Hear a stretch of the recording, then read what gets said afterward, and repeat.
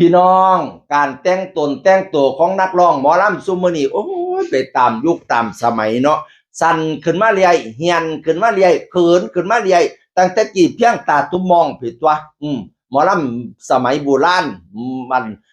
ตีนผมให้ลำเกียงตีนสินให้ลำเพียงตาตุ้มมองผู้แล้วสินคนโบราณเนาะสมัยซุมอันต่อมาก็หมอลำก่อนเนาะเพียงหัวเข่านี่เป็นมินิสเกิร์ตเป็นสินกระโปรงบานๆนั่นแหมยามเพิ่นฟ้อนเพิ่นหมุนกะสิบานเพ้อเว้อไปนั่นแหมพี่น้องยุคต่อมาเพียงคาโตบัดเนี่ยสมัยปัจจุบันเฮียนพุระฮัดเอาตั้งแต่อีโม ฮัดเอาตั้งแต่อีมีนาสักกาเลนะเพิ่นนั่นพี่น้องโอ้ยตามยุคตามสมัยหมอลำก่อนหอมจันทร์ดาวดวงเด่นแล้วก็เลยออกมาโพดว่ามันฮ้อนที่ใดบุว่าซั่นว่าแล้วก็สิเห็นหมอลำใส่สันๆเหียนๆแล้วก็เลยเขียนหัวข้อโพดว่ามันฮ้อนที่ใดบุว่าซั่นแล้วก็เขียนโพดว่าฮอดปีหน้าหมอลำนักร้องสินุ่งเสื้อผ้าบ่บุหมู่เจ้าว่าปีนี้ก็เป๊ะบ่นุ่งปีหน้านักร้องหมอลำสิใส่เสื้อผ้าบ่ซุมเจ้าว่าปีนี้ก็เป๊ะบ่นุ่งขนาดเราเป็นหมอลำดิละว่าเราก็ยังออกมาเบาฮ้อนต้นฮ้อนโตน้ำเราก็ย่านเราก็ย่านเขาพาเรานุ่งจังซั่นเราบ่นุ่งน้ำหมู่ก็ย่านเขาตีก็บ่จักเนาะ แล้วก็พัฒนาน้ำเขาอยู่ดีแต่กี้เราก็ใส่ยาวบัดนี้เราก็ใส่สิ้นกระโปรงแต่ก็ใส่แบบดูดีใส่แบบสุภาพหมอลำหอมจันทร์น่ะพี่น้องเอ้ยแต่งตนแต่งตัวก็บ่แม่นแนวเซ็กซี่ปานใดแต่ก็ให้มันตามยุคตามสมัยแล้วก็เพียงคัดแล้วก็เลยหัวเข่ามานิดนึงบางอันก็เพียงหัวเข่าอยู่แต่เราเห็นสมัยซุมื้อนี้โอ้ยเหียนขึ้นมาเรื่อยพี่น้องเอ้ยสิ้นกระโปรงก็สิ้นเหียนซั่นตัว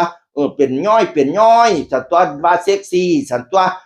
ลางคนก็ใช้ส่งฮัดเอาตั้งแต่โอโมพวกนั้นพี่น้องเอ้ยเราก็เลยสงสัยว่าฮอดปีหน้าหมอลำนักร้องสิพากันใส่เสื้อผ้าบ่หมู่เจ้าว่าแล้วนะปีนี้ก็เป๊ะบ่ใส่แล้วเว้าหลายก็บ่ได้เด้พี่น้องเว้าหลายก็ว่าโอ๊ยมันเป็นความสุขของเขามันเป็นการหาเงินหาค่ำของเขาพะนะว่านั่น โอ้ยขอยก็จักสิว่าจังใดเนาะปากบ่ได้ไอบ่ดังตั้งแต่ศิลปินระดับผู้เฒ่าก็เว้าบ่ได้ คันเว้าแล้วว่าเขาก็บอกว่ามันเป็นการหาเงินของเขามันเป็นอาชีพของเขาก็เอาให้มันสมหวังสมควรเนาะอีหล่าเอ้ยใส่สั่นหลายลางเทื่อเด็กเล็กเด็กน้อยมันก็เฮ็ดเป็นตัวอย่างเห็นบ่เด็กน้อยสมัยซุมื้อเดางับเดาแงบมันก็เดานำไปเต้นนำรถแห่ว่าซั่นคันบ่เขาเจ้าทายมาเดางับเดาแงบเดาใส่หัวได้เดาใส่ปืนนั่นน่ะมันเห็นเฮาเป็นไอดอลเด้มันเห็นใส่เฮาใส่เหียนมันก็เหียนนำบ่วัยรุ่นสมัยซุมื้อขาสั้นเพียงขาโตพุ่นตัวนั่งซ้อนมอเตอร์ไซค์มันจะมาสิซ้อนทางหลังผู้เฒ่ามันซ้อนทางหน้าผู้เฒ่าอยู่ทางหลังบัดนี้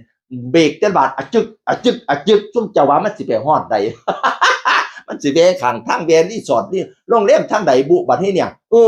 ผู้ลางคนว่าโอ้ยแวได้ก็ซ้ำเปียงเป็นของเขาเจ้าพญานำเขาหยัง ก็เป็นห่วงว่าเป็นห่วงสมัยซุมื้อได้ลูกได้เต้ามาโอ้ยพูดแล้ว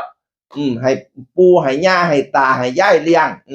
ยุคต่อมาปู่ย่าตายายก็บ่เลี้ยงปู่ย่าตายายก็เป็นเด็กน้อยอยู่มากมวนกลายเป็นปัญหาสังคมติดยาเสพเสพติดได้ผู้สอนร่อนไส้อยู่น้ำกันเป็นคู่เป็นตั้งแต่น้อยๆนมหัวซ้ำบักก้องบักแข้งบักเขียก็ได้ลูกได้เต้าเกิดเด็กน้อยเป็นปัญหาสังคมเนาะแต่พูดหลายก็ไม่ได้หรอกเขาก็ว่าอาชีพเขานั่นแหละพี่น้องเอ๋ย จังใดก็คิดแก้ปัญหาซะกันเนาะเพราะว่าเด็กน้อยสมัยซุนี้มันเอาเฮาเป็นไอดอลเอาเฮาเป็นตัวอย่างต้องยอมรับว่าเด็กทุกวันนี้ใส่กางเกงเฮี้ยนๆนี่เยอะพี่น้องเอ๋ย นี่ละหมอลำหอนจันทร์ก็เลยเป็นห่วงว่าปีหน้าซุมเจ้าว่าหมอลำนักร้องมันสิใส่เสื้อผ้าบ่สมัยซุมื้อนี้ก็เป๊ะบ่ใส่แล้วเฮียนสั่นจุดจู เว้าหลายบ่ได้เขาสิด่าข่อยซุมหมอลำใส่เหียนเขาสิด่าข่อยเอาซ้ำนี่ล่ะเสียงอื่นคนเก่ามาเว้าสู่ฟังสวัสดีครับ